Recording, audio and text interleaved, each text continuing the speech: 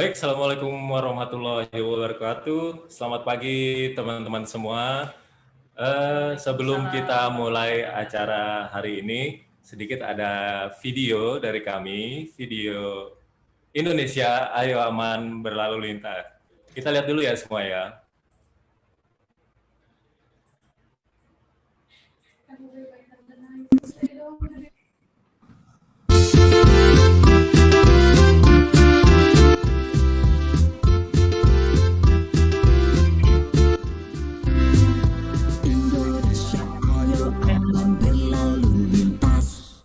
Indonesia, ayo aman berlalu lintas. Indonesia, ayo aman berlalu lintas. Indonesia, ayo aman berlalu lintas. Yo ayo ayo kita jalan-jalan. Yo ayo ayo jangan lupa berdoa.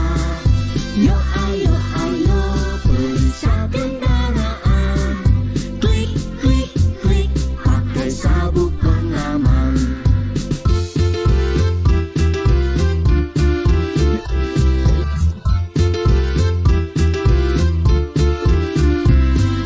Perhatikan perempuan berkendara yang aman. Istirahat kalau lelah. Selamat sampai tujuan.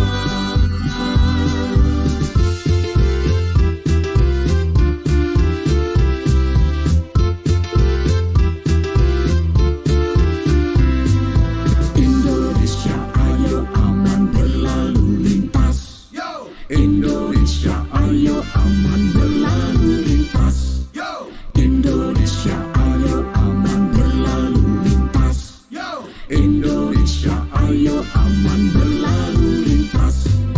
Yo ayo ayo kita jalan-jalan.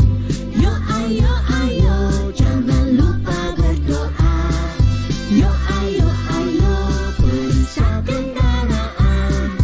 Klik klik klik pakai sabuk pengaman.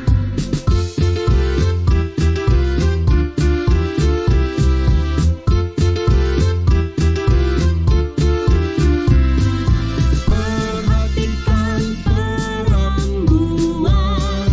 berkendara yang aman. Istirahat kalau lelah. Selamat sampai tujuan.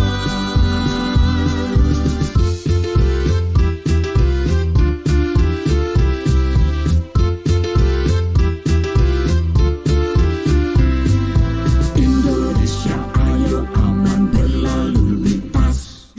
Indonesia, ayo aman berlalu lintas.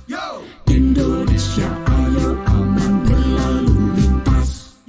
Indonesia, ayo aman berlalu lintas.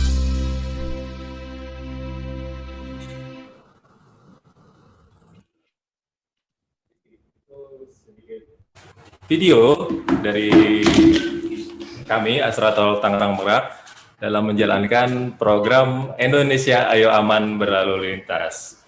Selamat pagi kami ucapkan kepada teman-teman semua, teman-teman komunitas yang hari ini sudah bergabung bersama kita hari ini. Hari ini kita juga kedatangan secara langsung nih, ada Kepala Departemen dari Humas Public Relation, ada Mbak Ica. Boleh disapa dulu Mbak Ica. Halo teman-teman komunitas Pak Soeharto, selamat pagi. Ya, selamat pagi Mbak Ica. Itu ada yang di dalam mobil itu, tapi lagi nggak nyetir kan? Pagi, Bang. Biar totalitas kerasa di dalam mobil kayaknya nih. Mobil Rahmat, jadi ngerasain komunitasnya ya. Iya. Selamat pagi semuanya. Lalu juga ada Ibu Uswatun Hasanah, beliau adalah Kepala Departemen EHS dan CSR. Selamat pagi Bu Uswa. Selamat pagi semuanya, teman-teman komunitas Pak Soeharto. Terima kasih banyak sudah bisa mau join di sini. Ya, dan memang kebetulan ini salah satu program Indonesia Ayo Aman Berlalu Lintas ya Bu ya, dalam kampanye keselamatan. Nah ini Bu Uswa salah satu punggawanya mungkin ya di Jalan Tol Tangerang Merak ya Bu ya. Dan inilah dua ibu ini yang menjadi motor keselamatan di Jalan Tol Tangerang Merak. Termasuk nanti teman-teman komunitas diharapkan bisa menjadi pelopor keselamatan ya untuk teman-teman semua, untuk komunitas mobil. Dan yang paling spesial hari ini kita kedatangan salah seorang profesional trainer. Boleh kita bilang gitu ya nggak? Ada Pak Soeharto dari Astra Isuzu. Selamat pagi Pak Soeharto. Selamat pagi Bapak. Ya Pak Soeharto nanti akan hadir sedikit memberikan materi kepada kita semua. Mudah-mudahan jadi refreshment nih untuk keberlangsungan acara kita. Beliau ini expert namanya, kalau di AI namanya. Expertnya ya? Expert. Wah, luar Benar ya Pak Harto ya? Bisa aja Ibu. Jadi rasanya hari ini kita akan sedikit mendapat ilmu. Nggak cuma ilmu yang rasanya kita akan dapatkan hari ini. Nanti kita ada sedikit game interaktif. Ada door prize juga buat teman-teman semua komunitas. Jadi mudah-mudahan bisa mengikuti acara sampai selesai. Kita sengaja tampilin nih beberapa door prize yang bisa teman-teman nanti dapatkan. Nah, syaratnya nanti kita ada quiz online gitu. Bisa pakai device, bisa pakai nanti disiapkan juga. Yang penting adalah kuota internet tersedia. Itu yang paling penting. Karena mempengaruhi kecepatan ya. Iya. Caranya ikut bisa berjalan, bisa dapetin prize juga. Bisa saja untuk dari kami, atau mungkin ada yang disampaikan dulu dari atau Puspa terkait operasional jalan tol di kita atau tentang keselamatan. Bismillahirrahmanirrahim. Assalamualaikum warahmatullahi wabarakatuh. Selamat pagi Bu. Waalaikumsalam. Waalaikumsalam warahmatullahi wabarakatuh. Ceria sekali dengar Bu Kita senada ya. Iya benar. Dengar nama Bu Uswa ingat ini. Kita harus menjaga diri karena beliau ini adalah selain Kepala Departemen CSR juga bagian keselamatan ya EHS gitu. Jadi kalau misalnya teman-teman kita pernah jumpa mungkin beberapa komunitas waktu pas kita gelar event Banten Fun Rally ya Bu Uswa, di mana di sana juga kita main kuis baik. Jadi ada kuis tentang keselamatan juga. Nah, kita mau coba nih nanti teman-teman masih inget nggak ya? Karena kan kalau misalnya komunitas biasanya mereka ketika berani untuk bercommunity, membuat komunitas, berarti ada yang beda nih dengan yang bukan komunitas. Mungkin gitu ya. Jadi dari segi kedisiplinan, pengetahuan terkait berkendaranya, semoga mereka-mereka ini bisa jadi pelopor ya. Nanti kita coba untuk ajukan bagaimana sih caranya menjadi pelopor. Mungkin nanti Bu Uswa bisa sampaikan juga caranya pelopor Indonesia Ayo Aman Berlalu Lintas. Dan ternyata dari World juga ya, dari Astra ya. Ya, ini memang rencananya di bulan Desember ini dari AI. Kalau mungkin teman-teman yang pernah ikut Banten Fun Rally di tahun lalu itu ada syaratnya ya, kalau nggak salah itu mengupload 6 kali kegiatan tentang keselamatan berkendara itu akan dapat reward. Terus pertama kali menjadi pelopor dia dapat bintang, dapat pulsa kalau nggak salah itu 50.000. Nah, untuk tahun ini akan ada sesuatu yang baru, nanti ditunggu saja. Informasinya akan di-launching dari Astra Internasional di tanggal 14 Desember. Rasanya itu Mbak Ica. Menarik ya, jadi harapannya seperti itu teman-teman komunitas yang memang tadi kami sebutkan, harapannya pasti punya perbedaan dan keunggulan dibandingkan mungkin orang-orang yang tidak memiliki komunitas begitu. Dan rasanya di sini selain silaturahmi, karena memang udah lama banget kita nggak ketemu nih. Betul, karena pandemi ini ya Mbak Ica. Benar, karena situasi juga, dan akhirnya kami memberanikan diri karena juga inspirasi dari teman-teman komunitas yang bilang kapan nih ketemuan lagi gitu. Nah harapannya kegiatan ini memang kita secara terbatas Bu Uswa. Ini Mas Gani kayaknya belum masuk, perlu di-admit nih Mas Gani. Udah. Oh, udah. Salah satunya dari Pak Gani juga, terus ada Om Ubay juga yang bilang kapan nih kita ketemuan begitu, terus via Zoom aja nggak apa-apa. Nah, kami memberanikan diri meskipun mungkin sudah disampaikan oleh Akbar juga dengan tidak mengurangi rasa hormat kami. Mudah-mudahan esensi dari kegiatan ini tetap sampai kepada mereka. Niatnya kita selain silaturahmi, sama-sama kita mengasah pengetahuan ya Bu Uswa. Karena ketika berkendara kita ingat bukan kita punya amanah bertanggung jawab atas keselamatan pribadi, tapi jalan itu kita bukan punya sendiri, tetapi ada pengguna jalan lainnya di jalan lain. Seperti itu kali Akbar ya. Mudah-mudahan sampai akhir nanti kita happy dan ada manfaatnya lah. Dan saya yakin ada manfaatnya kegiatan ini.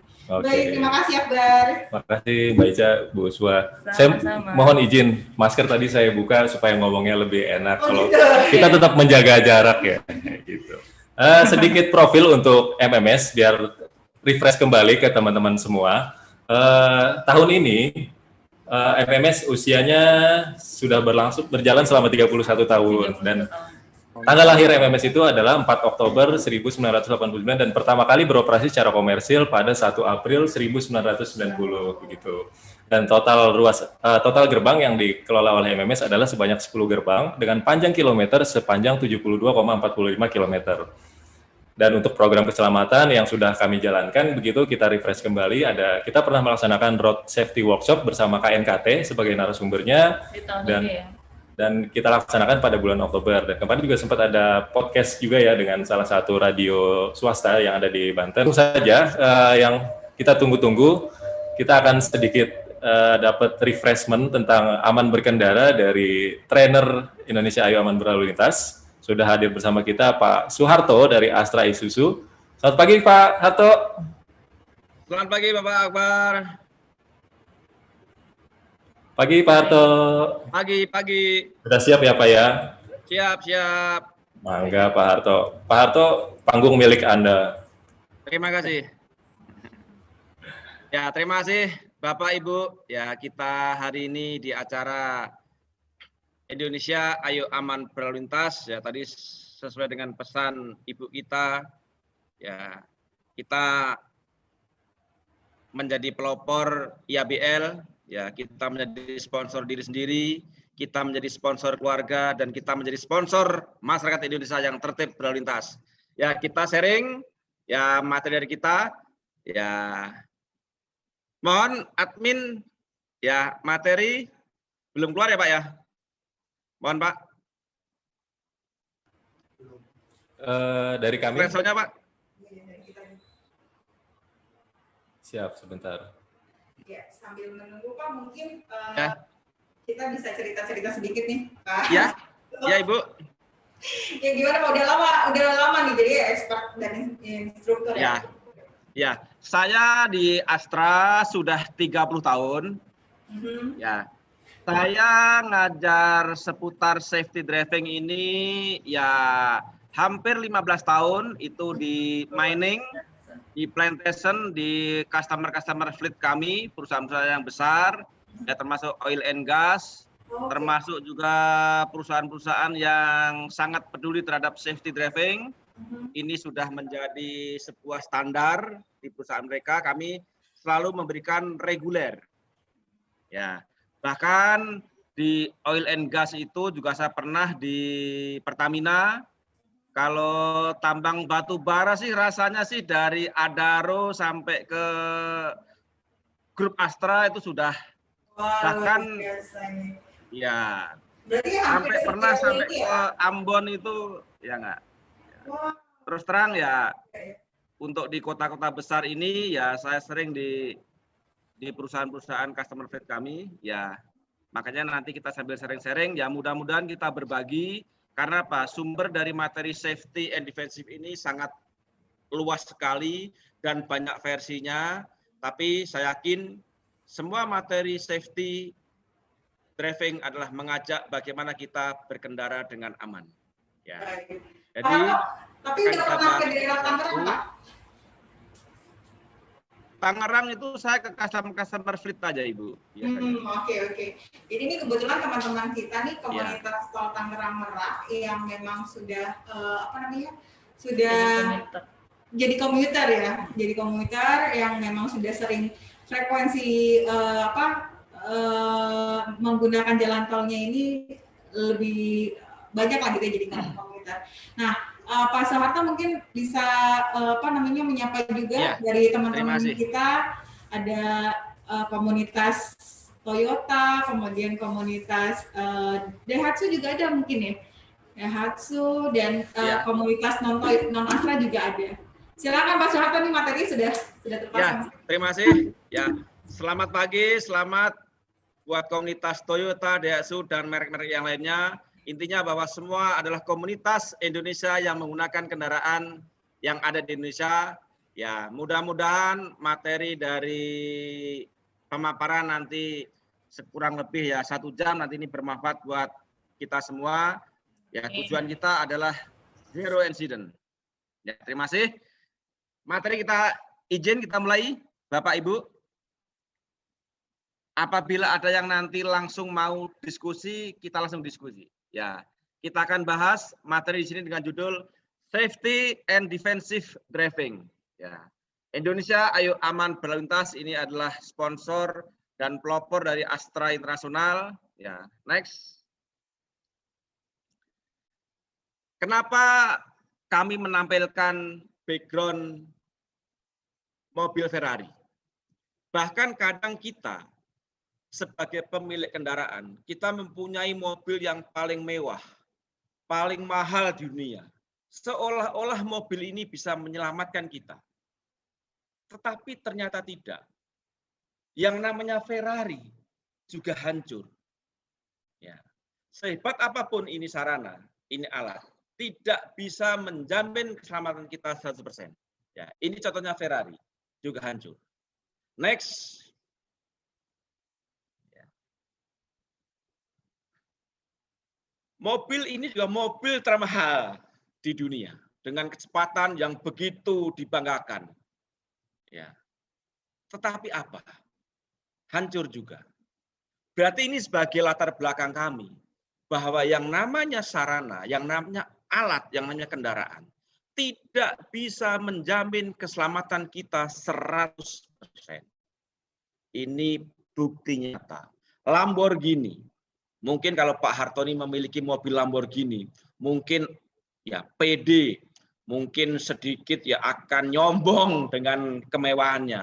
Tetapi mobil dengan kecepatan semakin tinggi, ternyata resikonya juga makin tinggi. Bukti, tidak bisa menyelamatkan diri kita. Next. Ya. Contoh berikutnya. Mobil luar biasa keluaran Jerman. Dibilang ini juga mobil paling aman. Mobil paling aman. Hancur juga. Hancur juga. Ya. Jadi ini yang perlu kita sadarkan. Bahkan mobil apapun tidak bisa menyelamatkan diri kita. Merek sehebat apapun tidak bisa menyelamatkan diri kita. Next. Ini contoh-contoh yang ada di Indonesia lah, ya. Ya, kenapa bisa terjadi?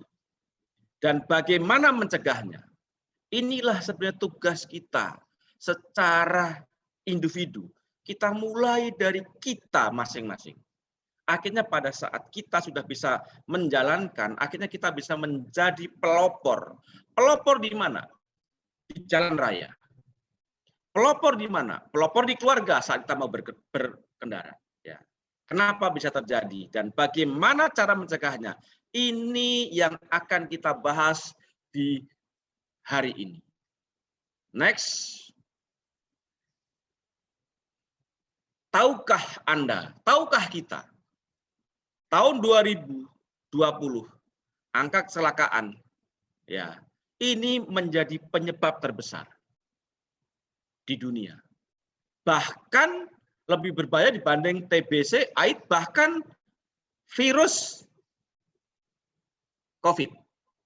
Kemarin kami melihat data juga, ternyata angka kematian yang diakibatkan oleh kecelakaan itu lebih besar dibanding COVID. Bisa lihat di browsing. Itu sumber. Kenapa? Kenapa ini terjadi? Makanya tugas kita menjadi pelopor ini juga masih cukup berat ya untuk menjadi pelopor di masyarakat pada umumnya, bahkan yang di lingkup kecil adalah di keluarga ya. 90,3% kecelakaan lalu lintas disebabkan bukan faktor kendaraan, bukan faktor dari infrastruktur, tetapi dari manusia, dari pembawa kendaraan itu sendiri. Makanya Di sini yang akan kita bahas panjang lebar adalah bagaimana kita mengedukasi, ya enggak, membawa kendaraan yang aman sampai tujuan. Makanya ada kata-kata defensif, nanti ini kita bahas. Ya. Sebanyak kurang lebih 67%. Ya. Dari korban yang luka berat bahkan yang meninggal, ya di sini, ini akan menuju ke pemiskinan. Bahkan akan hidup lebih sulit. Kenapa? Seandainya kita meninggal, kehilangan pekerjaan, pada saat kita cedera, ya bahkan cacat, ya kita akan mengeluarkan biaya pengobatan yang luar biasa. Ini pasti kita juga sudah punya pengalaman dari tetangga kita, dari teman kita, bahkan mungkin mudah-mudahan bukan di diri kita. Karena apa? Kita menabrak. Yang kita tabrak adalah sampai meninggal. Ya, kita sudah urusan dengan polisi, keluar biaya. Ya, ini menuju, ya pasti, yang tadinya kita punya tabungan akhirnya buat urusan kecelakaan. Ya, di sini, makanya, ini adalah faktor-faktor dari akibat apa? Akibat dari bagaimana kita membawa kendaraan. Rasanya membawa kendaraan hal yang sangat sepele. Tetapi pada saat kita melihat data, angka kematian, itu ternyata luar biasa. Tetapi pada umumnya, hal seperti ini tidak ditakutkan, tidak dikhawatirkan oleh masyarakat umum. Ini. Ternyata harusnya kita lebih takut dibanding menghadapi COVID. Kalau kita melihat dari angka kematian. Kita tidak mau menuju pemiskinan, kita tidak mau yang namanya cedera akibat fatality. Next. Ini adalah sumber ya. Ini bisa ditarik di data lah ya. Setiap jam rata-rata 3 orang meninggal. Berarti setiap 20 menit 1 orang meninggal. Ini yang tidak ditakuti sama masyarakat kita. Kenapa? Kenapa? Ya enggak. Karena masyarakat, ya, kalau ada sebuah kecelakaan, bahkan itu sampai terjadi meninggal, justru malah dijadikan sebuah tontonan. Ya, beramai-ramai berbondong-bondong menyaksikan sebuah kecelakaan. Tapi tidak berpikir, kenapa ini bisa terjadi? Kenapa ini bisa terjadi? Kalau kita lihat datanya, 61% faktor manusia. 9%, 30% itu faktor yang lain. Kendaraan, infrastruktur. Saya yakin, infrastruktur dari tol ya Tangerang menuju Merak, saya yakin selalu diperbaiki. Kenapa? Tujuannya juga untuk mengurangi biar 3 ini menjadi 1 bila perlu per jam. Semua berupaya buat memperbaiki infrastruktur lebih mudah. Tetapi untuk memperbaiki yang namanya mental, yang namanya karakter seorang pengemudi, ini yang lebih sulit. Karena ini kesadaran. Memperbaiki mobil mudah, ada biaya diperbaiki. Infrastruktur lubang ditutup, diaspal lagi, dicor lagi, bagus. Pasang rambu-rambu, lebih mudah. Tetapi untuk memperbaiki sikap mental, moral manusia, ini yang agak lebih sulit. Makanya dibutuhkan pelopor-pelopor dari semua komunitas yang berkendara, baik Toyota, baik Daihatsu, baik mungkin BMW, bahkan merek-merek lain. Ayo. Kita menjadi sponsor pelopor kesehatan. Zero incident. Nah, ini sebuah fakta. Ini data. Ya. Di balik ini kita berupaya. Next.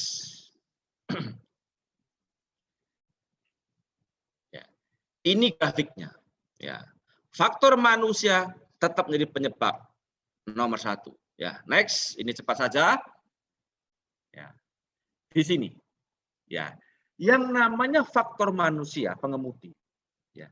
Yang namanya kelelahan. Yang namanya jarak iring, namanya blind spot, ya sudut buta. Bahkan itu adalah menabrak, kecelakaan tunggal dan lain-lain.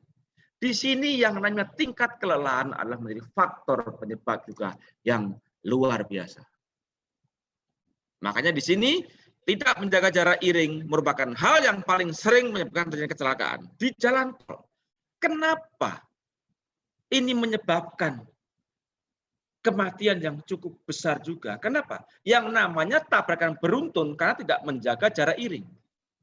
Karena pengemudi tidak bisa mengkalkulasi pada saat kecepatan berapa harus memberikan jarak berapa, bahkan si pengemudi masih punya pikiran. Bahkan pada saat direm mobil itu langsung berhenti, ternyata tidak. Ternyata efek pengereman itu juga tidak langsung berhenti, bahkan ada efek negatifnya. Bisa buang kiri, bisa buang kanan, tetap masih ada nyelonong. Makanya begitu juga dengan kejadian kecelakaan tunggal. Ya mungkin kalau ini di tol, ya enggak. Pakai bau tol, ya bau jalan. Pada saat pengemudi menggunakan bau jalan, karena itu jelas-jelas bau jalan adalah larangan. Ya walaupun tidak ada dalam materi di sini kita singgung. Bau jalan di tol itu adalah digunakan untuk petugas, untuk layanan emergensi. Tetapi kadang ya masyarakat menggunakan. Ya, apabila hal ini masih ada, ya makanya kami mengajak ya menjadi pelopor. Semua komunitas, semua bapak-bapak ibu di sini, jangan menggunakan bau jalan. Kenapa? Pada saat kita menggunakan bau jalan, saya pastikan pasti Anda buru-buru. Buru-buru. Kenapa? Pikirannya juga pasti takut dengan petugas. Ya, pasti kejar tayang. Sehingga ini fatalitas juga sering terjadi. Kenapa? Mengemudi dengan keadaan kondisi sedikit emosional dan buru-buru. Karena apa? Merasa sebenarnya tahu dan paham itu melanggar. Makanya diharapkan mudah-mudahan tol Tangerang yang menuju ke Merak, mudah-mudahan bau jalan itu khusus dipakai untuk petugas dan emergensi. Ya, next. Dampak kecelakaan. Dari sisi perusahaan, kehilangan produktivitas atau loss. Ya. Otomatis biaya, beban perusahaan. Ya, betulin mobil, betulin infrastruktur yang mungkin ketabrak, ya mungkin yang cedera dan lain-lain. Ini pasti. Nama baik, apalagi di situ juga perusahaannya, di mobilnya, di situ ada brands-nya. Kehilangan kontrak. Bisa, kenapa? Barang yang diantar sudah rusak, sudah tidak sampai pada waktunya. Nama baik yang jelas ini tidak baik. Kerugian. Tapi buat korban meninggal. Coba kalau kita meninggal, kita sebagai kepala keluarga, atau bahkan kita juga sebagai ibu rumah tangga. Ya kan di sini juga ada seorang wanita, seorang ibu-ibu juga membawa kendaraan. Yang kita pikirkan di sini adalah apa? Jauh ke depan. Di materi safety dan defensif ini berpikir jauh ke depan. Ya enggak? Cedera, sakit. Ya enggak? Kehilangan penghasilan, jelas. Saya pastikan. Tidak mampu bekerja lagi karena cacat. Secara psikologi pasti trauma. Beban pada keluarga. Yang tadinya bekerja sekarang menjadi beban keluarga, ya dirawat, kebutuhan hidupnya. Ini kita pikirkan. Makanya materi safety dan defensif ini pemikirannya adalah luas. Ternyata tujuannya ini sangat mulia. Tujuan akhir sebenarnya buat kebahagiaan bersama. Next. Sambil sharing, bapak-bapak, ibu, ya dari komunitas, all komunitas, ya, silahkan. Ya, di sini lantas apa? safety dan defensive driving. Makin hari, makin bulan, makin tahun, rasanya yang namanya populasi kendaraan tidak makin berkurang. Pasti makin bertambah dan makin ruwet. Jalan tol saja macet, apalagi jalan biasa. Dengan kemacetan itulah orang itu untuk mempertahankan sikap sabar mulai menurun. Kenapa? Kelelahan. Makanya di sini keruwetan dan kemacetan lalu lintas inilah yang akan mempengaruhi yang namanya sikap. Ya. Tapi jelas ya, di materi kami mengajak bagaimana kita mempunyai tujuan ya namanya zero incident. Bebas dari kecelakaan, bebas dari sebuah ya kematian. Ini. Tapi bagi sebagian besar pengendara di negara kita, konsep nih di negara kita, mohon maaf ya, di negara kita karena masih tabu. Ya. Kenapa buktinya masih tabu? Menggunakan safety belt, menggunakan helm itu aja masih berpikir karena ada petugas polisi. Berarti safety belt, memakai helm itu karena ada petugas. Seharusnya buat negara-negara yang sudah maju itu sudah menjadi kewajiban basic. Safety belt rusak, tidak ada, tidak mau jalan. Tidak ada helm yang berkendara dengan motor nggak mau jalan. Kenapa? Sudah menjadikan kebutuhan. Tapi di kita ini belum sadar. Makanya di sini ya di negara-negara maju sudah menerapkan konsep ini demi apa? Ya keselamatan dan kenyamanan berkendara. Di sini masih berat. Makanya kami minta bapak-bapak dari semua komunitas yang ada di sekitar Tangerang, Merak, Banten, bahkan ini di Jakarta, Jabodetabek dan Tangerang dan Banten yang ikut pada acara forum ini. Yuk, satu.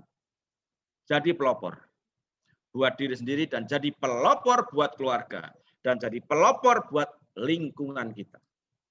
Tentunya akan ada pertanyaan perbedaan antara defensive driving dan safety driving. Nah, ini kita bahas. Ya, silahkan nanti Bapak-bapak Ibu ya kalau memang mau tanya silahkan. Monggo. Next. Safety driving lebih mengarah kepada kemampuan atau skill dan kelaikan sebuah kendaraan. Kita bisa mengenai kendaraan, bisa memeriksa bahwa mobil ini baik. Saya bisa mengendarai dengan baik. Itu baru safety. Tapi masih membahayakan. Karena faktor safety ini dampaknya sebenarnya tidak terlalu banyak. Tapi yang paling banyak adalah sudah defensif. Kenapa? Skill saja tidak. Rasanya kalau bicara skill lah dari bapak-bapak ibu dan bapak-bapak komunitas, rasanya sih sudah jago bawa mobil. Bicara safety driving, skill sudah luar biasa. Tetapi sudah bicara defensif, ini yang agak sulit. Karena ya defensif itu sudah mempertahankan keimanan itu nggak gampang. Mempertahankan sikap sabar tidak mudah. Mempertahankan sikap tidak emosi terpancing oleh kiri kanan karena ruwetnya kendaraan itu tidak mudah.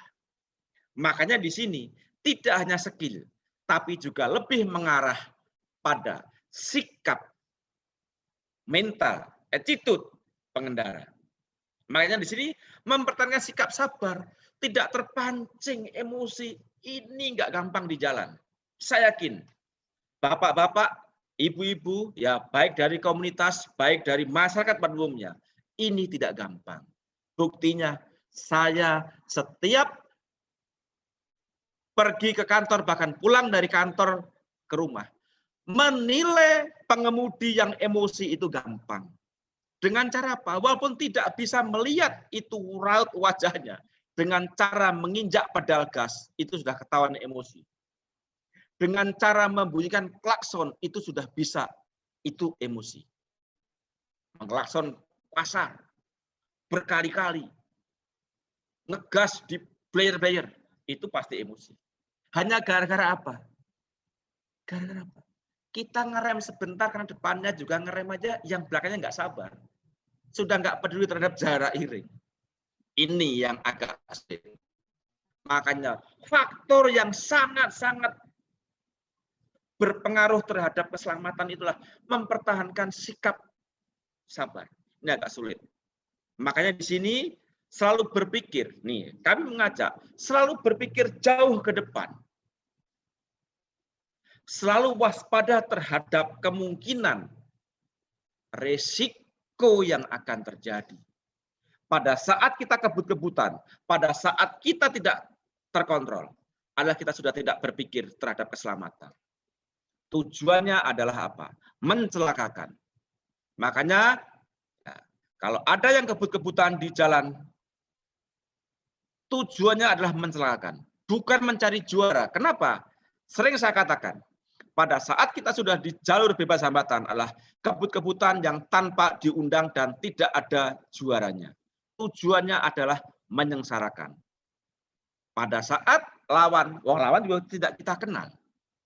Pada saat masuk ke jurang, malah senang itu.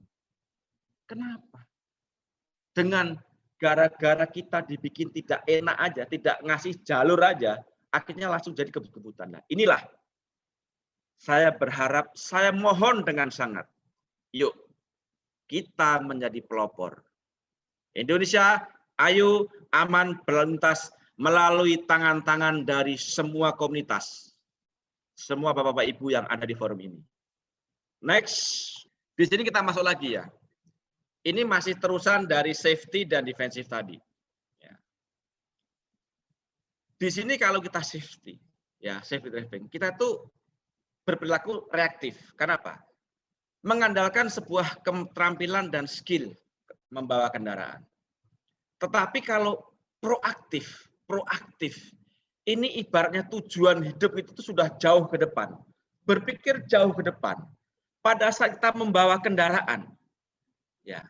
Kalau yang reaktif, ya sikap reaktif ini atau safety ini, yang penting saya terampil, ya badan saya sehat. Ya. Tapi kalau proaktif, yang dibayangkan itu adalah bagaimana saya membawa keluarga, membawa sebuah barang, ini sampai tujuan dengan selamat, selamat semuanya, baik orangnya, baik barangnya, bahkan selamat juga kendaraannya juga tidak terjadi apa-apa.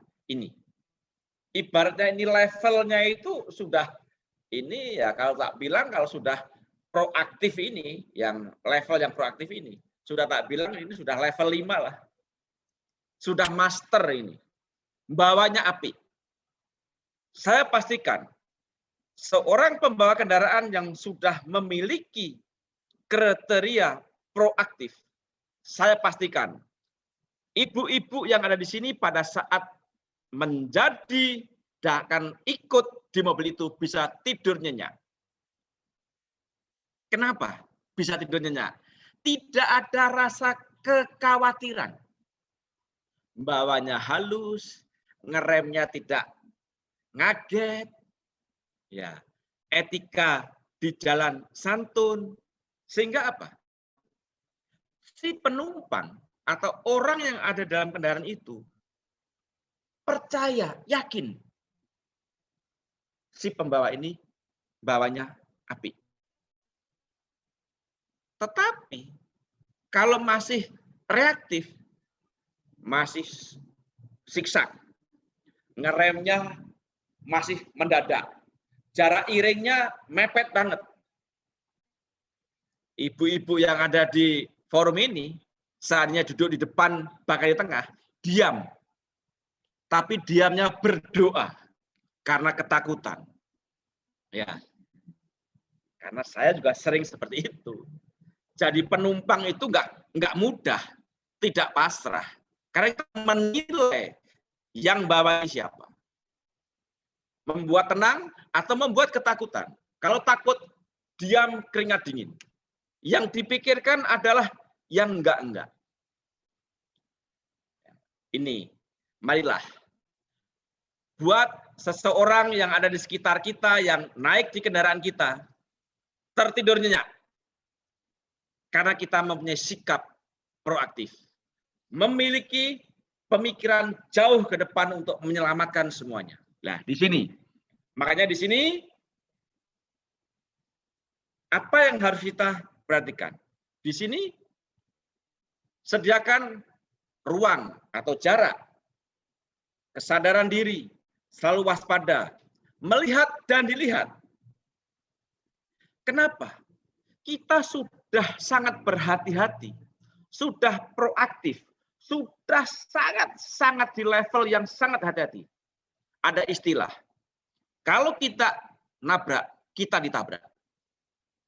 Makanya yang namanya angka kematian, kenapa ini terus-terusan bertambah? Kenapa? Masyarakat pada umumnya belum menyadari seputar yang namanya safety dan defensif. Kita sudah paham, tetapi sebelah tidak paham. Makanya ada istilah, kalau tidak nabrak, ditabrak. Kita sudah hati-hati. Di belakang kita tidak hati-hati, mobil belakang kita. Ini, makanya untuk menuju keselamatan bersama, selain kita sudah mempunyai sikap proaktif, kita jangan lupa berdoa, itulah juga kunci utama. Berdoa sebelum berkendara. Kita minta diselamatkan sampai tujuan. Next.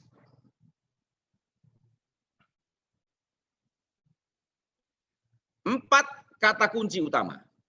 Safety dan defensive driving. Apa pertama? Kewaspadaan. Kita waspada. Di mana pengendara waspada terhadap yang namanya menggunakan jalan. Kita harus waspada. Kita punya pikiran. Jalan bukan milik kita. Jalan milik umum. Kalau ketemu orang yang emosional, pada saat kita ugal-ugalan, pasti kita disumpahin. Memang jalan punya nenek moyang kamu. Ini kata-kata ini sering kita dengar itu di jalanan ini. Emosional kata-kata yang kurang sopan itu sering kita dengar di jalan. Boleh buktikan nanti. Hari ini pun mungkin bapak-bapak, ibu-ibu di forum ini akan bisa menemui hal ini. Suara-suara kebun binatang Ragunan itu kadang sering keluar itu di jalanan. Kenapa? Emosi. Hanya gara-gara sepele membuat emosi. Kenapa? Tidak memiliki pertimbangan keselamatan yang nomor satu. Nih, kewaspadaan. Kalau sudah bicara yang poin kedua, kesadaran. Ini sudah menyangkut level keimanan. Kesadaran ini. Ya, sadar dan berpengetahuan serta ya enggak, berkeyakinan. Ya. Tahu prosedur berkendara yang aman. Sadar kita. Kita harus sadar bahwa kita saat mengendarai bahwa kita sadar bahwa badan kita adalah sehat. Badan kita tidak terkontaminasi dengan miras. Pikiran kita tidak terkontaminasi dengan problem-problem keluarga yang sifatnya emosional. Kita harus sadar. Poin ketiga. Sikap mental. Ini juga menunjukkan karakter. Ya, karakter. Ini menunjukkan karakter. Makanya ini juga tidak gampang. Di mana pengendara lebih mementingkan kepentingan umum. Coba, Pak, mengalah demi keselamatan orang banyak. Ini kadang masih sulit kita temui di jalan-jalan. Di perempatan. Di jalan tol, ngalah dikit aja, itu mulia sekali buat keselamatan orang lain. Tapi masih banyak kita temui malah jadi rebutan. Enggak mengalah. Pertama, paling tidak juga membuat kemacetan. Disinilah Ini makanya materi kami ini masih seputar banyakkan 90% itu di faktor yang namanya manusia. Poin 4. Antisipasi, yakni belajar membuat sebuah skenario berkendara sebagai evaluasi di setiap kita berkendara. Oh, kalau saya jalan di tol misalkan, ya Merak, KM sekian, ada informasi baru ada perbaikan jalan. Berarti ini masalah penyempitan jalur. Kita harus bisa mengevaluasi dan bisa bikin skenario. Kita berkendara di tol ke Bandung. Jalan tol Bandung banyakkan jalan gelombang dan naik dan tikungan. Makanya sampai ada yang namanya KM berapa itu dibilang KM maut. Saiful Jamil begitu teganya membunuh istrinya yang cantik yang masih belum lama nikah di tol juga. Tetapi fenomena bahkan opini masyarakat, ya di tol tersebut KM sekian itu seolah-olah angker. Boleh memiliki keyakinan seperti itu. Tetapi buat kami secara pemahaman teknik, ya rasanya kalau tak hubungkan itu enggak. Kenapa itu jalan juga nikung gelombang, kurang miring.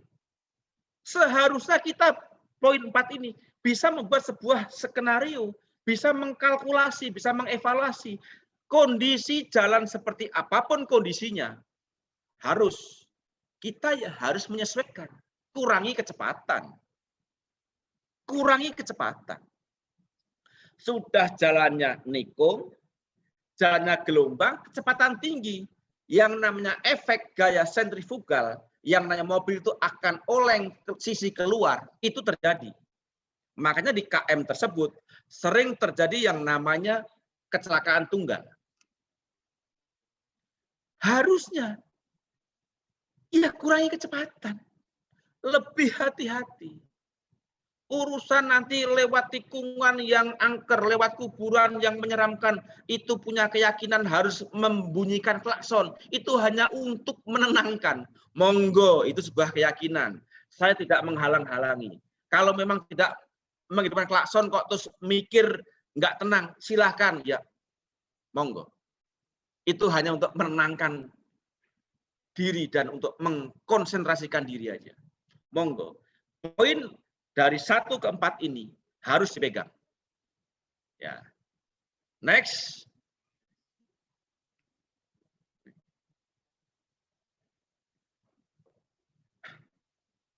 Materi tidak kelihatan, Pak? Bapak admin? Materi presentasi? Ya, Pak, kelihatan, Pak. Sudah kelihatan? Belum. Tidak. Benar, Pak. Iya, tidak, Pak. Hilang, Pak. Hilang, Pak. Ah, Hilang, ini Pak. dia nih. Ini Betul, nunggu Pak. admin ya? Ya, Pak.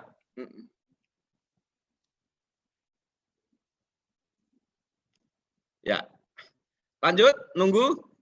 Di saya juga belum kelihatan juga karena ini ada 2 layar untuk memonitor. Sambil menunggu, Pak. Disconnect dari mana? Pak Akbar? Busra. Kenapa? Problem apa, Mas? Hah? Oke, Pak. Disconnect, Pak. Mungkin bisa sambil ada yang mau bertanya teman-teman, atau saya Oke. share dari saya Pak, materi Pak. Oke. Oh, bisa, Pak. Bisa, Pak. Udah, Pak. Bentar ya. Ya, bisa. Dari Pak Ya, Busra bisa. mohon maaf. Ini bisa. Ya, ini Teman-teman juga kadang kalau mau sambil sudah ada yang terganggu ditanya sama bisa jaringan. ditulis di kolom Monggo, chat Pak. ya. Bapak-bapak, Kalau ada Ibu komunitas, pertanyaan. kita sharing-sharing, Pak. Ini kayaknya Saya yakin bapak-bapak komunitas juga punya pengalaman.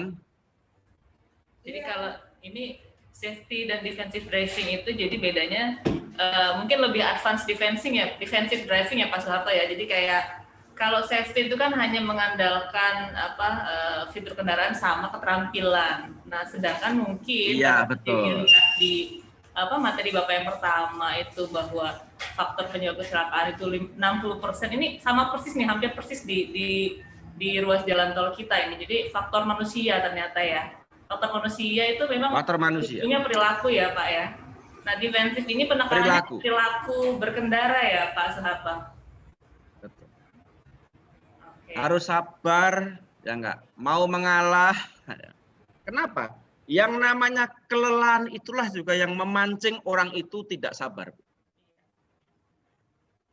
Terkadang nih, udah kayak lagi pacaran ya Pak ya? Bapak Ibu, misalkan harus sabar, kita perjalanan jauh, tinggal 10 kilo aja, kita itu kadang-kadang ada kata-kata apa? Tanggung. Sedangkan kita sudah lelah banget, sudah ngantuk banget. Tanggung, akhirnya maksain. Siapa yang menjamin kita selamat? Jadi kata-kata memaksakan, wah ini nanggung, jangan. Jangan. Kalau memang lelah, istirahat. Walaupun sudah dekat. Harus istirahat. Obat yang paling hebat untuk kelelahan, tidur. Tidur ya Pak? Nggak ada yang lainnya gitu ya? Tidur. Kopi itu enggak ya Pak ya? Enggak ngaruh ya Pak ya? Kopi itu. Tadi gini Bu, saya pernah mencoba. Kalau sudah lelah, Bu, mata itu melek. Sebenarnya pikiran jiwa itu sudah tutup. Kesadarannya berkurang. Makanya kadang, Bapak Ibu kadang kan terasa kan, sebenarnya mata itu melek. Tapi kok tiba-tiba mau nabrak ya? Akhirnya kaget kan? Yeah. Sebenarnya jiwanya sudah tidur. Kenapa? Batas kemampuan dari organ tubuh kita, indera kita itu juga ada kemampuannya. Makanya secara safety, defensif, ya kita kerja aja Bu, setiap 3 jam, ya Bapak Ibu, kan ada rehat, ada ngopi. Jam 10 kita ngopi, jam 12 kita istirahat, jam 3 kita ngopi lagi. Itu yang dengan aktivitas kita duduk di kursi, bisa berdiri, bisa apa-apa. Ya. Jadi tidur tuh memang harga mati ya? Belum tentu kopi ya? Dalam jok, megang setir, mata juga tidak akan terpejam. Di depan laptop aja kita ngantuk. Ya. Ini materi udah muncul lagi nih Pak Harto, bisa dilanjutkan. Oke, ya kita mulai lagi. Ya, next. Kita nunggu dari Bapak. Dari jaringan ini masih agak sedikit lambat.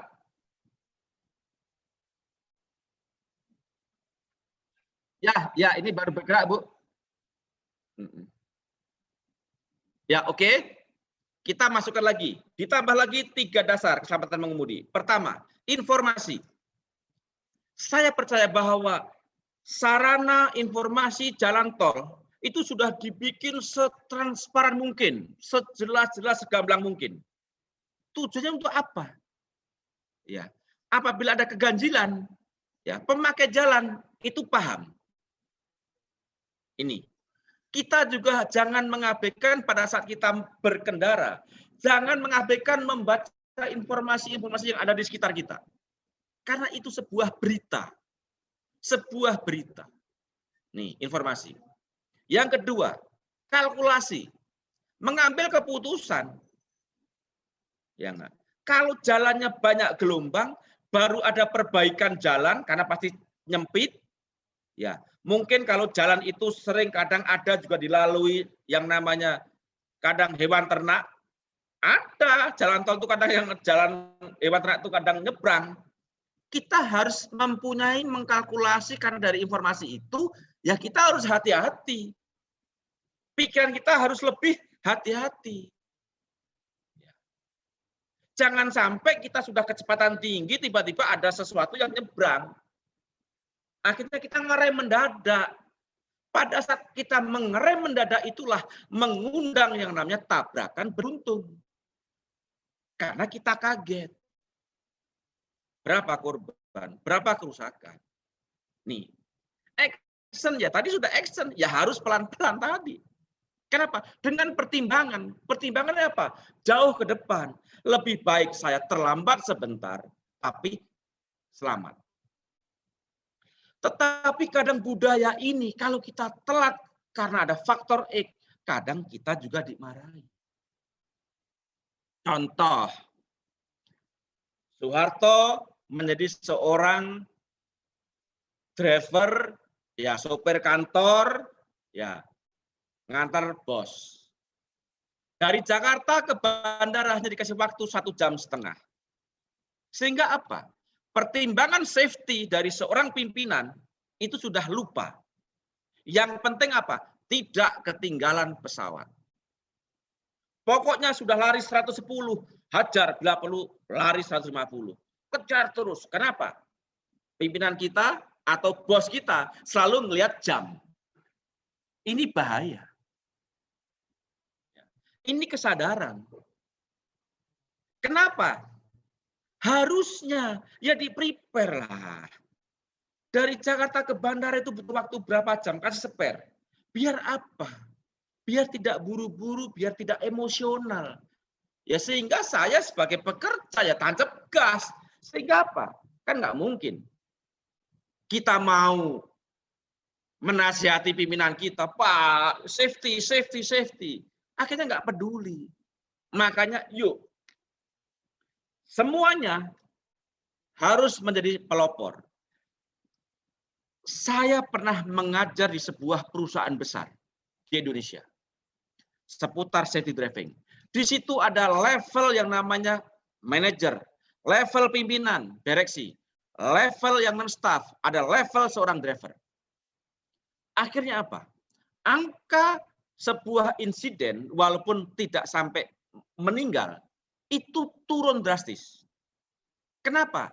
Memiliki tujuan yang sama. Coba kalau saat ini kita seorang driver sudah biasa menggunakan safety belt wajib. Tetapi bos kita, majikan kita, bahkan pimpinan kita duduk di tengah nggak pakai safety belt. Kita untuk menegur rasanya juga sungkan. Kalau kita negor justru malah kadang salah penilaian. Ini kenapa? Kesadaran di masyarakat kita dari semua lapisan kadang seputar safety driving ini masih kurang. Ya, seharusnya bagi pimpinan, bahkan bos, bahkan mungkin majikan, diarahkan seperti itu, seharusnya terima kasih. Berarti driver saya ini profesional. Kenapa profesional? Keselamatan milik bersama. Keselamatan milik bersama. Ini. Yuk, pada saat kita berkendara, mulai dari lingkup kita sendiri. Safety belt, pakai. Istri kita ikut pakai. Anak kita pakai, ikut pakai. Semua kendaraan sebelum jalan, safety belt harus pakai. Kita mulai dari yang paling ringan dulu.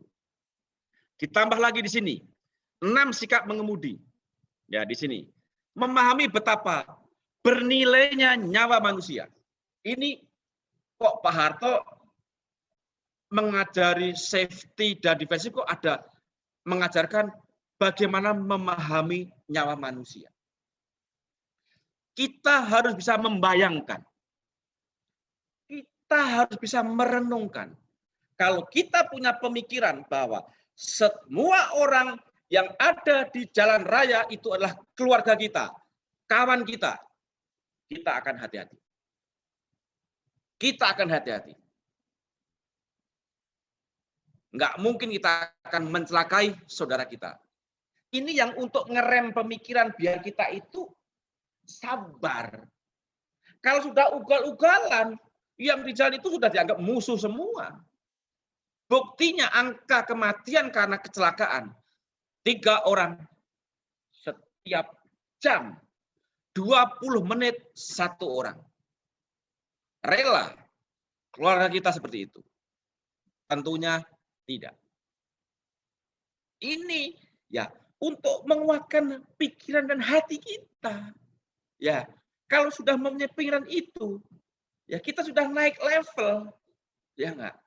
Kita harus defend, ya, bisa mempertahankan. dengan nilai-nilai yang sudah kami paparkan tadi. Yang kedua, memahami dan mau mematuhi peraturan. Ya ikutin dari lalu lintas perhubungan. Ya, itu juga berupaya dengan aturan-aturan rambu-rambu, berupaya untuk mengurangi angka kecelakaan. Ya. Yang ketiga, mengemudi itu menunjukkan karakter. Ya itu tadi, kalau karakternya ugal-ugalan, berangas, ya mungkinlah, mohon maaf ya, tatonya sekujur tubuh, masa bawa mobil hati-hati banget, masa pakai safety belt, malu, karena kebawa ego. Salah. Ya. Lari 60, malu. Lari ya 120, sesuai karakter gitu loh. Ini. Bapak, Ibu yang ada di forum ini pasti bisa menilai karakter. Enggak usah lah. Kita punya kawan 5 orang aja lah. Suruh bawa satu persatu lah. Kita pulang misalkan sampai ke Surabaya. Pasti adalah, oh kalau yang bawa Pak Harto itu bawanya itu hati-hati. Saya bisa tidur karena saya nggak khawatir. Ada yang bawa itu namanya Bambang. Waduh, disalib sekali aja langsung kejar. Sehingga terjadi namanya kebut-kebutan tanpa diundang. Ya, nah. Sudah tidak ada pertimbangan yang namanya keselamatan sampai Surabaya. Kalau yang bawa tadi, yang awal tadi Pak Harto tadi, bagaimana saya sampai Surabaya ini selamat semua berlima. Sudah mempunyai pemikiran yang beda. Kan bagaimana yang kita pikirkan. Kalau yang kita pikirkan ngebut, ya pasti ngebut. Kalau yang kita pikirkan selamat sampai tujuan bersama, ya kita harus hati-hati. Poin yang keempat, sabar bersikap silahkan terlebih dahulu.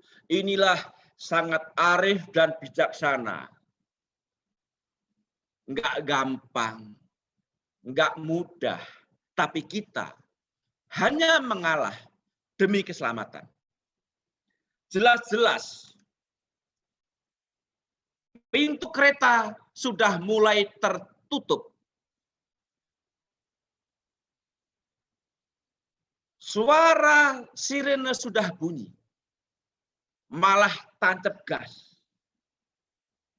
Makanya yang namanya tingkat kecelakaan di jalur lintas kereta api, kalau itu terjadi pasti maut dan berkeping-keping. Tragedi Bintaro dan lain-lain.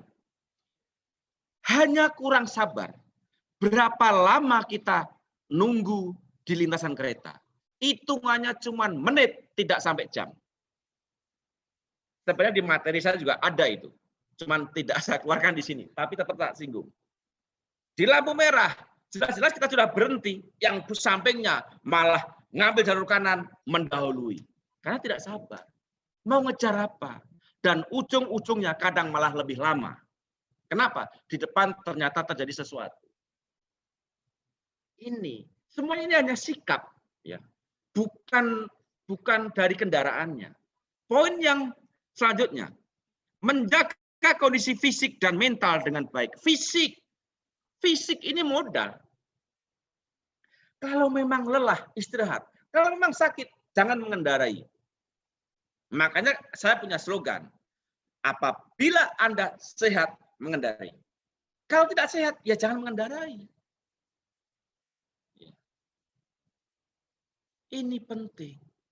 Di sini, yang poin terakhir, hindari sikap terlalu percaya diri. Tadi, saya loh, kalau cuma tikungan itu biasa lari 100, ternyata setelah itu kebalik. Siapa? Yang nolong siapa? Yang merepotkan orang lain juga. Kalau sampai terjadi kematian, menyengsarakan keluarga. Kalau toh itu selamat, hanya keberuntungan. Jelas-jelas tikungan tajam. Garisnya putih tanpa putus-putus. Dia nyalip. Tidak bisa melihat lawan. Dan kita juga tidak bisa lihat oleh lawan. Kenapa nyalip? Kalau itu memang selamat karena tidak ada lawan. Tapi pada saat di situ ada lawan, pasti bisa masuk jurang, bisa tabrakan. Ini butuh kesabaran. Hanya hitungannya tidak sampai menit untuk sabar di jalur yang benar. Nih, di sini. Ya. Perlu kesabaran. Next.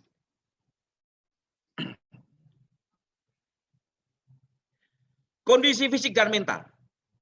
Mental yang terganggu seperti marah, ugal-ugalan, sombong. Nih, sombong, mobilku tuh termahal di dunia. Jangan. Tidak bisa menjamin. Ya. Jangan terbawa oleh kondisi seperti itu. Saya sakit, saya flu, dan lain-lain. Ya, tolong jangan mengemudi. Makanya sini, kalau kita kupas lagi, gangguan fisik permanen dan gangguan fisik sementara. Ya, kapan terjadi kelelahan, fatigue? Saat mengemudi jarak jauh. Bayangkan, kita kerja di kantor aja yang bisa berdiri, bisa geser-geser tempat duduk. Ya enggak? Bisa kita ke toilet. 2 jam, 3 jam aja kita lelah. Apalagi kita duduk di jok mobil megang setir. Ya. Bayangkan kelelahannya. Ya. Ya. Saat mengemudi di jalan yang sama, karena terlalu berulang kali dan menjadi jenuh. Jenuh di jalan tol siang hari, jalannya itu lurus saja. Ngelihat jalan itu seperti air karena panas sinar matahari. Mata cepat lelah. Mata lelah itu panas. Mata itu panas. Cepat lelah. Sebaiknya boleh diizinkan pada saat mata lelah di siang hari, ya pakailah kacamata Ray-Ban. Atau sun visor itu juga boleh difungsikan. Kenapa? Sinar matahari itu membuat mata itu cepat lelah dan silau. Ya. Saat mengemudi malam hari setelah bekerja seharian, apalagi kerja sudah capek, pulang macet. Ya, saya pernah ngalamin juga, Pak. Saya ngantor juga dulu pernah di Merak. Ya. Ya, di Cilegon sampai ke Jakarta itu seminggu bisa 5 kali itu. Ya, luar biasa. Tapi ya alhamdulillah ya, saya belum terjadi apa-apa. Ya, mudah-mudahan tidak terjadi sebuah insiden. Yang penting sabar. Lelah, istirahat. Ada yang ugal-ugalan, tidak terpancing emosi. Ya. Makanya tidak cukup istirahat sebelumnya. Ya, kurang lebih 4-7 jam. Ya, sebelum kita itu pengen bepergian jauh, jangan begadang. Tidur harus cukup. Ya. Baru saja makan makanan yang tinggi karbohidrat tanpa istirahat yang cukup. Ya, ini penting. Ya. Yang poin gangguan fisik sementara, ya sering menguap. Itu sudah tanda-tanda. Tanda-tanda lelah. Mata terasa panas, kering. Ya, sering diusap. Ya, ini sudah isyarat. Ya, Allah Tuhan itu sudah memberikan sebuah isyarat-isyarat. Persepsi terhadap jarak sudah mulai kurang. Konsentrasi sudah menurun. Nih, ini mata itu sudah nyempit, ya, sudah nyempit, sudah setengah tidur. Ini hati-hati. Jangan paksakan, jangan mempunyai komitmen. Wah, tinggal sebentar lagi, jangan. Kalau saya nggak sesuai waktunya, saya akan kena marah. Jangan. Lebih baik telat sedikit, tetapi aman. Daripada siapa yang menjamin akan aman. Ya kalau memang sudah ngantuk berat. Kita bisa mengukur sendiri. Next. Ini bahasanya lah. Yang namanya kecelakaan karena kelelahan itu biasanya di sini ada jam 2 siang dan jam 2 pagi. Midnight. Tengah malam sudah 7 pagi. Makanya gambarnya itu kayak, ya enggak. Ini hati-hati, Mas. Ini jam-jam yang sangat mata itu lelah. Ini kalau kita lihat itu paling besar tuh di sini. Ya. Apalagi kita nyetir ya pulang ke Solo, ke Jawa Timur jam 2 pagi itu yang sangat luar biasa. Penampakan ya halusinasi itu kayaknya masuk ke pikiran kita. Makanya ini butuh yang namanya pemikiran yang terang. Ya. Pertimbangan yang luar biasa. Jam-jam tersebut apalagi yang jam 2 pagi. Kalau memang ragu-ragu mempunyai pikiran-pikiran yang agak ganjil gitu ya, nggak pede, karena jalan itu sering terjadi kecelakaan sehingga angker, tolong jangan teruskan. Jangan teruskan. Kenapa? Pikiran sudah terganggu. Ya, sudah terganggu. Ya, lebih baik istirahat dulu. Ya. Next. Baik, teman-teman dari komunitas mungkin ada yang ingin ditanyakan atau Monggo, dari kita bebas ya. Mohon izin saya sambil ya, ini ada pertanyaan nih dari kolom chat. monggo. Oke, sebentar sambil saya baca ya. Adakah program di Indonesia Ayo Aman Berlalu Lintas untuk anak-anak? Karena saya berpendapat aman berkendara harus dipupuk sejak usia dini. Karena saya lihat generasi berkendara sekarang sangat sulit dirubah karena karakter orang dewasa yang sudah terbentuk susah untuk dirubah. Jadi langkah terbaik menurut saya dimulai dari generasi yang akan datang sebagai pengguna jalan. Jadi lebih ke program untuk anak kecil. Ada programnya seperti itu, Pak, dari IABL, Pak?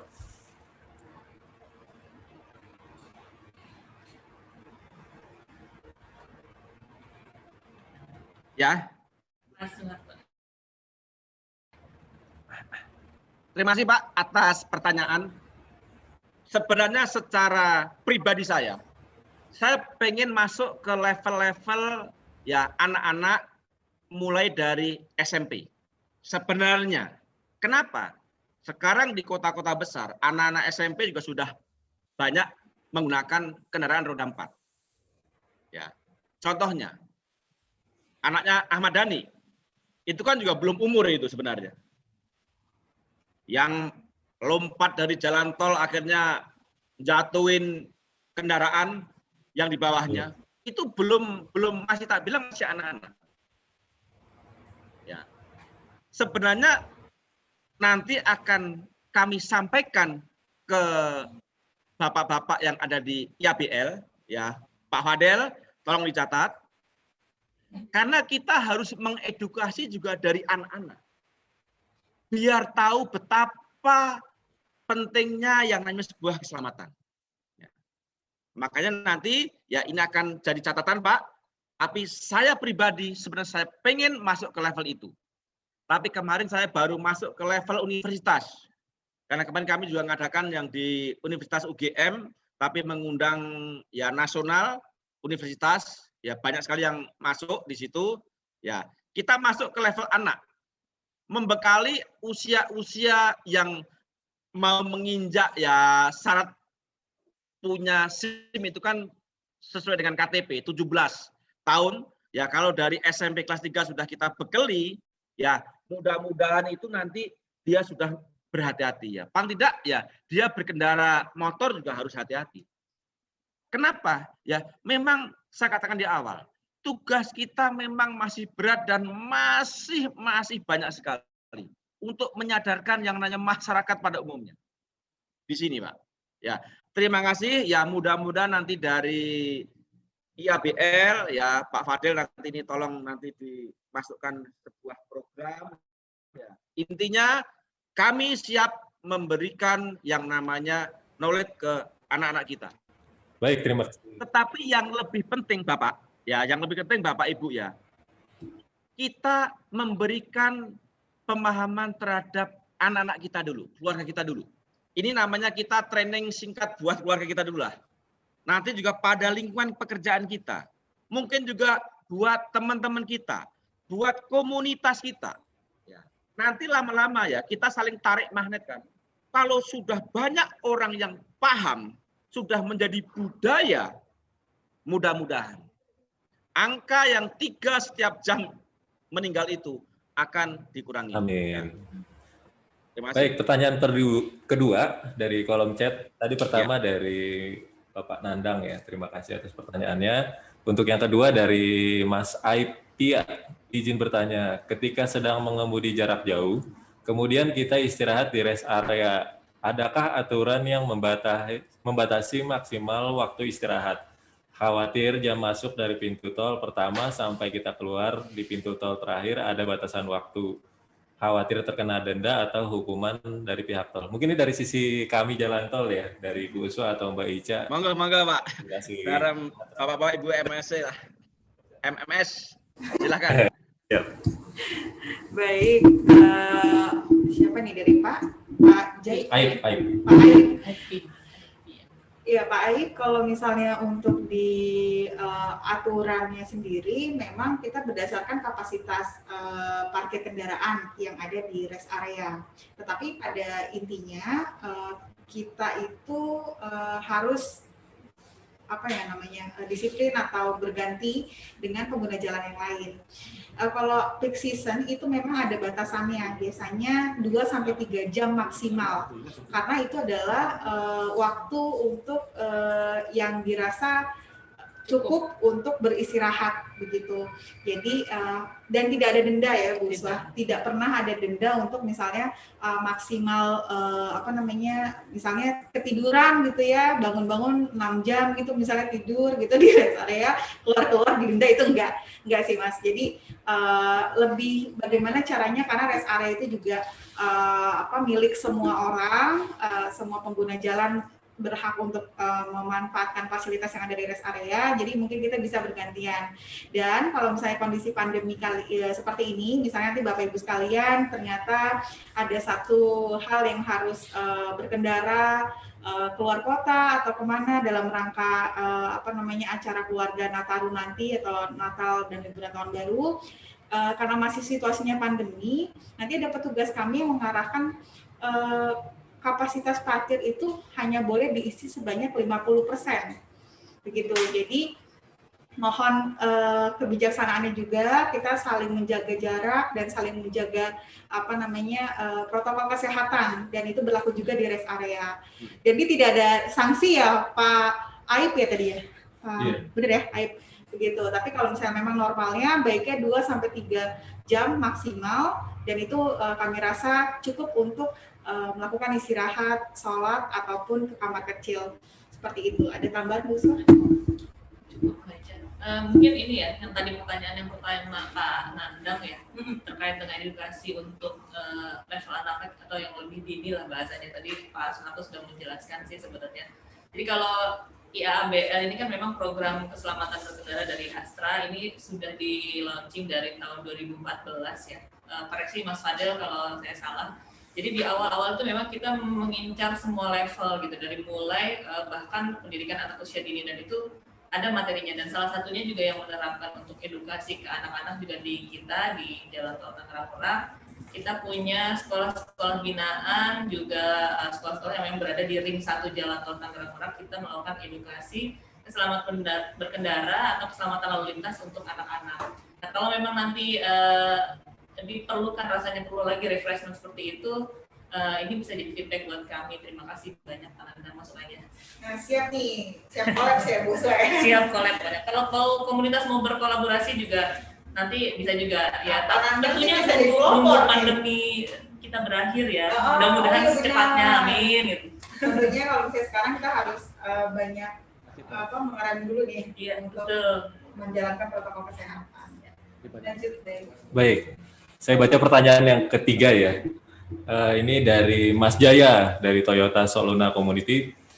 Bagaimana standar jarak iring? Karena tentunya jarak iring di jalan tol dan di jalan perkotaan tidak bisa disamakan. Jarak iring yang terlalu besar di perkotaan malah seringkali membuat kemacetan, defensive driving, jadi ambyar, malah bikin emosi malah. Nah, ini gimana nih kalau dari Pak Harto? Mungkin ini pertanyaan terakhir ya yang kita bacakan ya, karena waktu juga yang batasi. Terima kasih. Ini Om kita dari komunitas Soluna Toyota ini. Ya. Memang bicara jarak iring. memang tidak mudah, Pak. Tidak mudah kita praktekkan.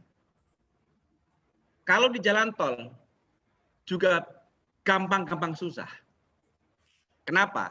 Yang terpenting gini, Pak. Yang terpenting gini. Kalau komunitas itu lebih baik tak sapa Om lah nih. Ini Om komunitas Soluna ya. Mudah-mudahan komunitas Soluna ini luar biasa lah. Nih Om, prinsipnya sebenarnya kalau kita ngelihat jarak, sebenarnya pada saat mobil kita itu lari 100 km per jam, sebenarnya jarak iring kita itu juga sekitar 100. Kenapa? Jarak berhenti saat kita ngerem, ya nanti akan kita bahas di teknik pengereman, itu kurang lebih akan berhenti juga sekitar jarak itu. Cuman kembali juga ke teknologi dari sistem rem tersebut. Ya, di jalan tol ya, nanti ada teori menentukan jarak iring sesuai dengan kondisi. Nanti ada, Pak. Kenapa? Kalau di jalan kota, kita jarak iring kita jaga jaraknya itu 2 kali panjang mobil aja, Pak. Kadang malah disela sama yang sebelahnya. Langsung disela sama yang sebelahnya. Agak sulit juga. Kadang Belum motor, justru Pak. malah petugas mengarahkan. Ya? Ya, Pak. Belum motor masuk Ya, dan kendaraan belum lain. motor. Ya, memang sangat kredit, Pak. Karena apa? Tadi kembali keruwetan di jalan tadi, Pak. Yang kita mau patuh, Pak. Ya, kadang petugas juga malah kita disuruh maju-maju, Pak. Kita sudah mempertahankan jarak iring, tapi kadang malah kita terus, ayo terus. Itu kondisi. Kenapa? Secara infrastruktur di kota-kota besar, ya memang belum memadai, Pak. Ya enggak? Kadang motornya tidak bisa nyelip di depan kita karena rapatnya. Sisi kanan, sisi kiri, sisi depan. Kalau di jalan tol, semua juga tergantung kondisi, Pak. Karena di jalan tol juga kadang padat merayap. Karena apa? Volume kendaraan memang belum tidak seimbang. Yang terpenting buat kita, ya ini Bapak-bapak semuanya baik komunitas, kita bisa mempertimbangkan. Kalau saya jaga jarak, saya lari 100, kalau saya jaga jarak itu, anggap aja lah, 5 mobil ke belakang itu tak jaga jarak. Yang terpenting kita pertahankan. Urusan di selah di depan kita, itulah yang membuat kita taat, tapi juga orang lain membayangkan kita. Agak sulit. Kita untuk mempertahankan, untuk sabar seperti itu, kita juga sulit. Sebenarnya kalau secara aturan jaga jarak, lari 100, kita usahakan jarak kita tuh ya kurang lebih 100. Ya. Kenapa? Untuk menjaga pada saat kita itu ngerem, ya tidak akan beruntun. Tetapi nanti secara menghitung jaga jarak iring nanti ada di teori, Pak. Ya Bapak, ya Om dari Soluna, memang agak sulit, Om. Agak sulit. Ya, teorinya nanti ada, Pak. Ya, dilanjut, Pak ya.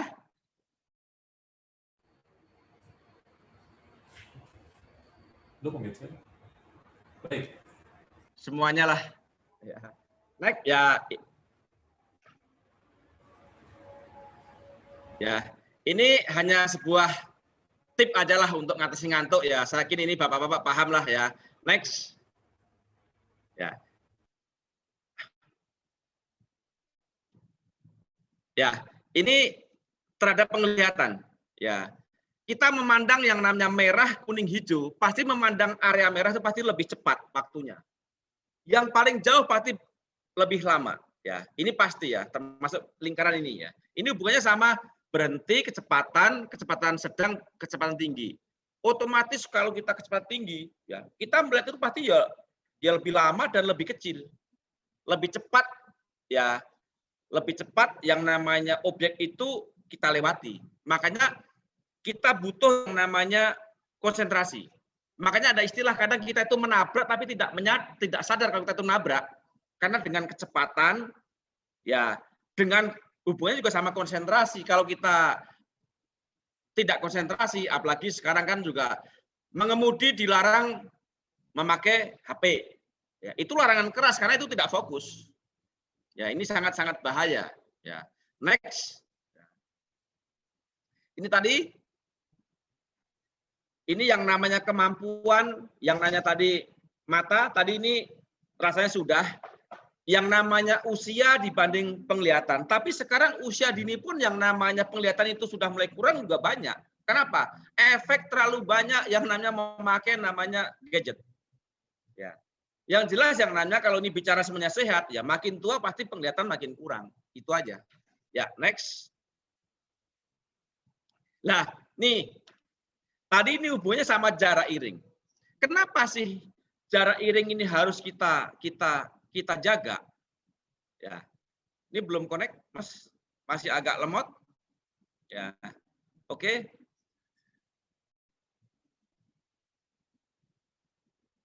Hah? Kelihatan, dari sini kelihatan. Mau Pak, ada gangguan juga sedikit? Ya. Ini materi, ya. Tapi ya. Ini hubungannya yang namanya kecepatan terhadap pengereman, jarak berhenti. Jadi pada saat kita itu pengen ngerem, yang namanya niat mau ngerem, itu apabila kecepatan 40 km per jam, kita yang namanya reaksi ya atau baru mikir, itu mobil itu sudah tetap bergerak sekitar 17 meter. Ini baru mikir loh ya. Tapi kalau kita tidak konsentrasi, ya kita nggak tahu kapan mau ngerem. Mobil itu saat direm, itu jarak berhentinya sekitar 9 meter. Itu kondisi jalan yang jalan kering, yang biru itu adalah jalan basah. Makanya pada saat ya bapak-bapak, ibu-ibu, om-om semuanya ini melaju dengan kecepatan 100 km per jam, kita mulai niat ngerem, baru niat ngerem, itu mobil sudah bergerak sekitar 42 meter, kurang lebih. Baru niat loh. Setelah mobil itu direm, ya, mobil berhenti dengan jarak 96 meter, itu pun kondisi jalannya normal kering. Ya, ini juga perlu kita perhatikan. Makanya ini untuk menentukan jarak iring. Sebenarnya jarak iring itu tujuannya kan agar tidak terjadi tabrakan beruntun. Ini adalah sebuah ya data analisis lah. Makanya tadi ya Om yang dari komunitas tadi Soluna ya ini buat pegangan. Tetapi urusan nabrak atau tidak masih tergantung dari faktor kita konsentrasi. Belum ngerem mobil sudah berhenti, namanya karena sudah nabrak. Ini juga makanya faktor yang namanya konsentrasi, kondisi jarak iring, kondisi juga kendaraan diri itu menjadi faktor. Tetapi faktor-faktor di luar kendaraan tadi kita jangan sampai telat mikirnya. Karena kalau ini telat mikirnya, ya tak pastikan nabrak. Ini adalah sebuah gambaran. Ya, next. Ya, di sini yang namanya blind spot, sudut buta. Makanya pada saat kita mengendarai, tolong, yang namanya pada saat kita merubah posisi tempat duduk, posisi spion pasti sudah berubah. Posisi spion tengah juga pasti berubah. Makanya blind spot ini sangat bahaya. Ya, sudut buta kita tidak bisa melihat area. Area yang merah ini adalah area yang tidak bisa terlihat oleh spion.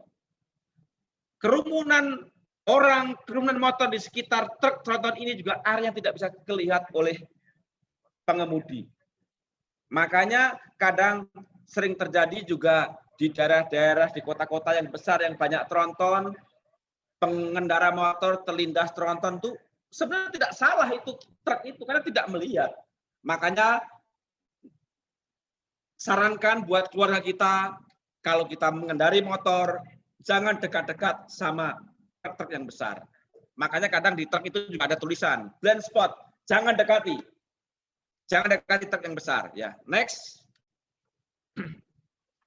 Di sini yang namanya efek dari fenomena hydroplaning, genangan air yang ada di permukaan jalan. Ini bahaya. Harus kurangi kecepatan. Pada saat kondisi ban itu sudah tidak bagus, sudah gundul, otomatis efek hydroplaning sangat pengaruh sangat besar. Sehingga mobil itu tidak bisa dikendalikan oleh setir. Kayak jet ski jadinya, ngambang. Ya, next. Ini fenomenanya, ya, secara hidroplaning. Percobaan menunjukkan hidroplaning terjadi pada kecepatan kurang lebih sekitar 90 km per jam. Ini kondisi bannya bagus. Kalau bannya sudah tinggal 50%, tapak bannya atau kembangnya, ya berarti ya 50 km per jam sudah terjadi efek hidroplaning. Ini juga menjadi sebuah pertimbangan saat kita berkendara. Ban kita bagus atau tidak. Ya, ini fenomena yang tidak bisa kita hindari. Kenapa? Permukaan jalan genangan air. Jangan malah ngebut. Bahaya. Next. Di sini, standing wave. Ban tercapek-capek atau ban pecah. Kenapa itu ban pecah? Karena panas. Karena kurang tekanan. Karena jalan. Dan lain-lain. Next. Di sini yang namanya kesimpulannya. Percobaan menunjukkan, ya ini hidroplaning lagi ya. Ya, standing wave ini, ya kenapa? Ya, ban itu panas. Ya. Ban itu panas. Ya. Makanya kita harus hindari. Makanya harus ada istirahat. Tekanan ban harus baik. Sebaiknya menggunakan yang namanya tekanan ban itu menggunakan nitrogen, hidrogen, nitrogen itu lebih baik dibanding yang udara biasa. Kenapa? Yang nitrogen itu tidak terlalu pengaruh terhadap perubahan suhu. Ya. Next. Ini yang sangat bahaya. Waterlock atau uap pada sistem rem. Saya sering komentar pada saat ada mobil-mobil wisata pada masuk jurang. Satu bis masuk jurang yang meninggal banyak. Satu keluarga masuk jurang meninggal banyak. Sebenarnya mobil itu normal. Sistem rem normal. Cuman seorang driver tidak memahami yang namanya fenomena yang terjadi. Pada saat turunan panjang, ya selalu menggunakan rem dan rem. Pengen lambat di rem. Rem sehingga panas. Pada saat rem itu panas, sepatu rem panas, minyak rem panas, terjadilah yang namanya efek waterlock atau berubah menjadi uap. Tekanan hidrolis akan hilang. Sehingga rem itu akan blong seketika. Pada saat sudah dingin, rem akan kembali normal. Sebenarnya rem itu tidak bocor. Minyak rem ada. Karena efek panas yang berlebihan, sehingga rem itu tidak berfungsi. Sehingga blong. Ini bahaya sekali. Ya. Bahaya sekali. Makanya ini pemahaman seperti ini, kadang itu tidak dipahami oleh masyarakat umum. Tapi ini biasanya terjadi pada mobil-mobil yang memang besar. Ya, bis-bis ya pariwisata, karena apa ya, kayak kejar tayang gitu loh. Kalau buat mobil keluarga sih rasanya tidak. Ya, mudah-mudahan tidak terjadi. Tapi usahakan kalau menggunakan mobil ya turunan panjang gunakan gigi rendah. Biar efek engine brake-nya itu bekerja. Next. Di sini ya masih fenomena berkabut ya gunakan ya paling tidak apa? Kurangi kecepatan. Lihat yang marka jalan jalur garis itu masih kelihatan putih, berarti masih masuk jalur yang benar. Ya, kalau ada fog lamp, lampu kabut, gunakan lampu kabut. Apabila tidak, jaga jarak bering di belakang mobil di depannya. Ya, ini untuk mengantisipasi bahwa kita itu aman. Walaupun kita juga sebenarnya setengah spekulasi karena memang jarak pandang memang berkurang. Kalau jarak pandang kita memang sudah dekat sekali tidak terlihat, lebih baik kita menunggu kabut sudah hilang dulu. Next. Nah di sini road debris atau sampah jalanan ini kalau kita tarik ini juga bisa mengakibatkan yang namanya sebuah fatality kematian ini cukup besar. Makanya jalan-jalan bebas hambatan apalagi jalan tol ya. Usahakan yang namanya sampah jalanan itu bisa didapatkan oleh karena serpian dari ban, bisa balok-balok juga dari kendaraan, mungkin juga dari faktor-faktor lain. Bahkan di situ juga kadang ada hewan yang mati tertabrak, ya itu harus segera dievakuasi, dipinggirkan. Itu juga akan mengakibatkan yang namanya konsentrasi dan akhirnya fatality. Ya, ini pun hal yang sangat sepele bisa menimbulkan fatality. Next. Menjaga jarak iring, tadi seperti pertanyaan tadi yang dari komunitas Soluna. Ya, sebenarnya jarak iring secara prinsip ini juga bisa pakai feeling. Jadi feeling pada saat kita mengendari mobil yang di depan kita itu ketemu di misalkan tiang listrik, coba kita berhitung 1000 dan 1, 1000 dan 2. Kita hitung secara perasaan aja.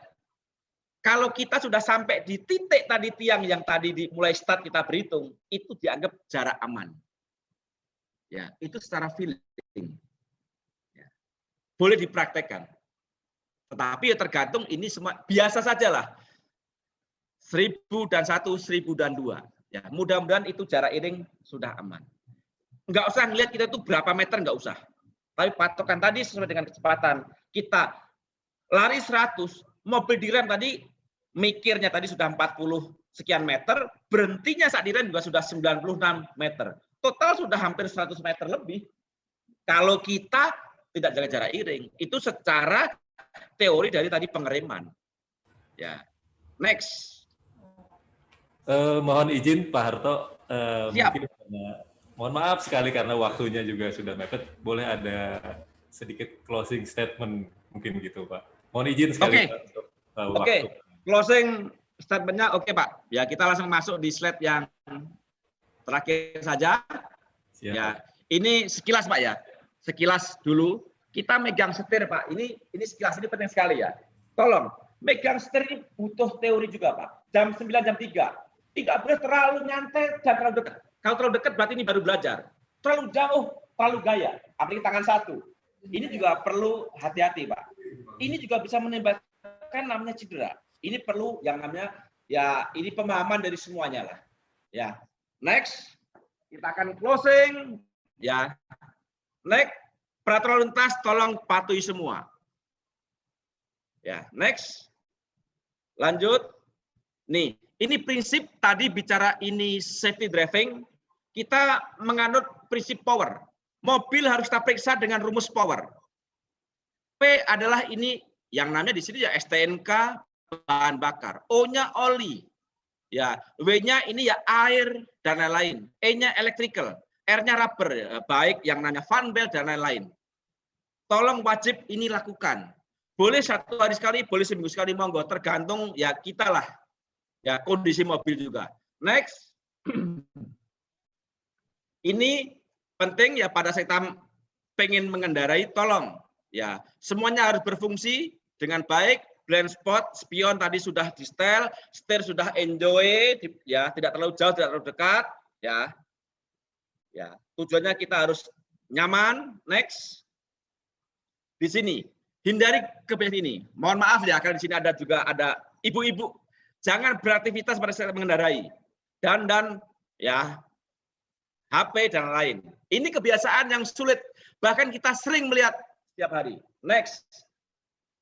Apalagi ini, mudah-mudahan nih om-om, ya bapak-bapak, tolonglah kita menjadi pelopor. Ya, jangan biasakan. Mau mengemudi atau mau balas WA. Ya. Next. Apalagi ini. Hindari. Ingat keluarga. Menanti di rumah. Next. Jangan tergoda di jembatan. Ya, jembatan Ancol ini ya. Tolong. Ya, tolong mengemudi dengan baik. Ini godaan. Tapi ini juga sering terjadi kita temui di mana-mana nih. Banyak hal yang menggoda kita. Ya, next. Pesan kami, ya, bapak-bapak, ibu-ibu, ya, dari komunitas dan dari semuanya, ya, kami mengajak. Astra adalah memproduksi sebuah kendaraan bermotor. Kita juga berkomitmen akan menjadi sebuah sponsor Indonesia Ayo Aman Berlintas melalui perpanjangan tangan dari bapak-bapak dan ibu-ibu, dari om-om komunitas semuanya yang kami hormati, yang tidak bisa kami sebut satu persatu. Yuk, kita menjadi pelopor di diri kita, di keluarga kita, di lingkungan kita, baik lingkungan pekerjaan maupun juga di komunitas. Ya, kerjakan dengan selamat atau jangan kerjakan. Mengemudilah dengan selamat atau jangan mengemudi. Ini juga slogan dari saya. Makanya di sini yang sangat penting, satu orang yang disiplin berarti sudah membantu keselamatan orang lain. Ya. Pesan kami, ya mudah-mudahan dari 3 orang setiap jam menjadi 1. Atau berkurang, kita berupaya mengurangi, dan mengurangi. Selamat beraktivitas, selamat berkendara, mudah-mudahan kita selamat, tidak terjadi suatu hal yang tidak kami inginkan. Mohon maaf ya apabila kami juga penyajian ini kurang maksimal, tapi kami siap, mudah-mudahan nanti ini wabah corona ini segera berhenti, kita bisa tatap muka secara langsung. Biasanya materi kita itu bisa sampai 1 hari, biar kita itu tuntas. Karena kondisi ada kekurangan ya, kadang ada sinyal yang kurang baik, ya inilah kadang kelemahan kalau kita menggunakan yang online. Ya, selamat Bapak. Tujuan kami adalah training ini adalah membahagiakan keluarga dan diri kita. Terima kasih. Salam hormat kami. Mohon maaf. Semuanya. Boleh teman-teman. Teman-teman yang hadir secara virtual bisa tepuk tangan digital. Ada reaksi. Wah, setirnya dilepas kayak kalau setir lepas nih. Ingat film Mr. Bean gitu. Jangan-jangan setir pribadi Bapak tuh di rumah, di mobilnya ya. Satu statement yang menarik tadi, satu orang yang disiplin berarti sudah andil membantu keselamatan orang lain. Nah, ini memang pelopornya Indonesia Ayo Aman Berlalu Lintas. Terima kasih Pak Soeharto atas paparan materinya dan pastinya bermanfaat buat kita semua, buat kami pribadi, buat teman-teman komunitas. Luar biasa rasanya hari ini, kurang lebih dari jam 10 kita udah ngobrol bareng, udah kita diskusi bareng, meskipun hadir secara virtual begitu ya, rasanya tidak mengurangi esensi kita untuk bersilaturahmi. Terima kasih yang pasti kami ucapkan kepada Pak Soeharto sebagai pemberi materi kita pada hari ini. Pastinya sangat bermanfaat untuk kita semua dan untuk teman-teman komunitas. Terima kasih Bu Uswa, Mbak Ica. Mungkin ada closing statement dari MMS untuk menutup. Iya, dari saya mewakili teman-teman yang bertugas pada kali ini, mengucapkan terima kasih banyak juga untuk Pak Soeharto yang masih pakai megang setirnya tuh, dan timnya Pak Soeharto juga ada tadi yang mendampingi kita pada kesempatan kali ini. Dan tak henti-hentinya, apalah artinya sebuah materi kalau misalnya kita tidak mengimplementasikannya. Dan saya yakin teman-teman komunitas di sini sudah paham juga terkait materi-materi yang disampaikan. Mungkin kita perdalam lagi, reminder lagi gitu, kita mengingat. Dan mungkin kita juga ke depannya akan membuka misalnya dari komunitas yang ingin berbagi ya Bu Uswa, untuk berbagi materi. Misalnya dari setiap komunitas kan biasanya punya satu kampanye-kampanye ya, seperti yang no bahu jalan, anti bahu jalan, kemudian no rotator, ya kan, ada beberapa yang sudah melek untuk disiplin terkait aturan yang berlaku. Dan kami juga tidak menutup diri kalau misalnya ada usul bisa disampaikan kepada kami, jadi kita bisa join event juga untuk menjadi pelopor ya, pelopor keselamatan berkendara. Dari kami mohon izin untuk acara yang jika ada kurang berkenan mohon dimaafkan, dan sekali lagi tidak boleh melupakan kegiatan ini ya, melupakan materi-materi ini, diimplementasikan terutama buat teman-teman yang kami rasa ya sebagai duta Tol Tangerang Merak juga selain pelopor Indonesia Ayo Aman Berlalu Lintas. Saya dari Humas atas nama tim yang bertugas kali ini, kemudian ada Bu Uswa dan tim juga yang ada di online, ucapkan mohon izin mohon pamit ya. Iya, terima kasih buat teman-teman komunitas ya, kita foto bersama. Mohon izin teman-teman untuk mengaktifkan kamera. Iya, videonya. Kita foto dulu sebentar untuk dokumentasi kita kegiatan hari ini. Kita ada Pak Takur, Pak Fatur mungkin bisa dibuka juga. Kak Ida bisa dibuka. Mas Novi, Mbak Novi jangan lihat ke atas aja itu. Mana Atta ya? Cakep. Ya, ini, Cakep banget. Pak Toto tim MMS. Assalamualaikum Pak Takur. Ya Allah, Masya Masya Allah. Allah. Dari masjid ya Pak Takur ya. Ini Pak Takur ini yang biasanya sama anak-anak SD nih. Tadi yang tanya tentang pembinaan ke Benar. anak-anak usia bukan dini ya, dasar sekolah dasar nih. Benar-benar.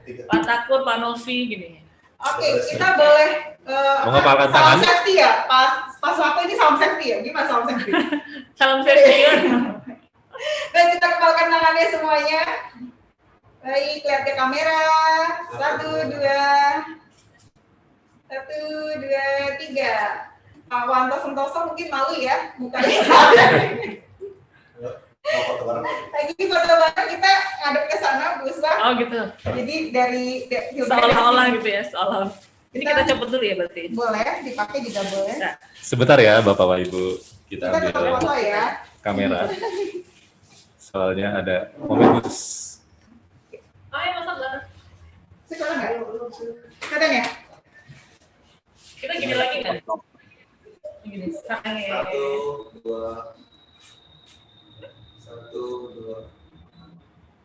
Oke, sip. Yeay. Terima kasih semuanya. Baik, terima kasih Bapak dan Ibu semuanya atas kegiatan kita hari ini. Mudah-mudahan bisa di-share kembali ke teman-teman yang lain yang pasti akan sangat bermanfaat materi kita hari ini. Mudah-mudahan kita akan ketemu kembali pada momen acara selanjutnya. Pasti kita akan undang lagi teman-teman komunitas untuk saling silaturahmi. Tentunya mudah-mudahan bisa dengan acara offline gitu ya, kita mau tetap langsung. Nanti mohon izin mungkin kita juga berikan form evaluasi menyusul ya untuk Feedback. diisi dapetin feedbacknya dari Om dan Tante sekalian yang mengikuti acara ini. Oke. Dan saya ingatkan kembali ada TikTok Challenge. Jangan lupa untuk aman berkendara. Baik, terima kasih. Mohon izin pamit. Saya Akbar, salam perkenalan. Mudah-mudahan nanti kita ketemu di jalan. Sehat selalu untuk kita semua, Pak Harto semuanya sehat-sehat. Teman-teman perwakilan komunitas, saya tutup. Assalamualaikum warahmatullahi wabarakatuh. Dadah. Waalaikumsalam warahmatullahi wabarakatuh. Selamat. Bye. Kasih Pernikahan. Om. Ya Ibu semua.